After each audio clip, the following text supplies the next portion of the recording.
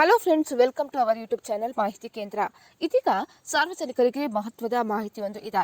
December 31ರ ಒಳಗಡೆ ನೀವು ಈ ಕೆಲಸ ಮಾಡ್ತಿದ್ರೆ ನಿಮ್ಮ ಪ್ಯಾನ್ ಕಾರ್ಡ್ ಇದೀಗ ರದ್ದಾಗಲಿದೆ. ಸರ್ಕಾರ ಇದೀಗ ಈ ಮಹತ್ವದ ಆದೇಶವೊಂದನ್ನು ಹೊರಡಿಸಿದೆ. ಹಾಗಿದ್ರೆ ಏನು ಅಂತ ತಿಳಿಯಲು ವಿಡಿಯೋವನ್ನ ಕಂಪ್ಲೀಟ್ ಆಗಿ ನೋಡಿ.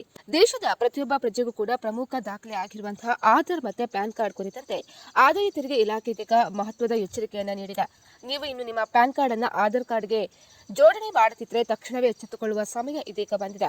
ಡಿಸೆಂಬರ್ 31ರ ಒಳಗಡೆ ಈ ಪ್ರಕ್ರಿಯೆಯನ್ನು ಪೂರ್ಣಗೊಳಿಸದಿದ್ರೆ ಹೊಸ ವರ್ಷದ ಮೊದಲ ದಿನದಿಂದಲೇ ನಿಮ್ಮ ಪ್ಯಾನ್ ಕಾರ್ಡ್ ನಿಷ್ಕ್ರಿಯ ಆಗಲಿದೆ. ಆದಾಯ ತೆರಿಗೆ ಕಾಯ್ದೆಯ ಸೆಕ್ಷನ್ 139A2A ಪ್ರಕಾರ ಪ್ಯಾನ್ ಕಾರ್ಡ್ ಹೊಂದಿರುವ ಪ್ರತಿಯೊಬ್ಬ ವ್ಯಕ್ತಿಯು ಅದನ್ನು ತಮ್ಮ ಆಧಾರ್ ಕಾರ್ಡ್ನೊಂದಿಗೆ ಲಿಂಕ್ ಮಾಡುವುದು ಕಡ್ಡಾಯ.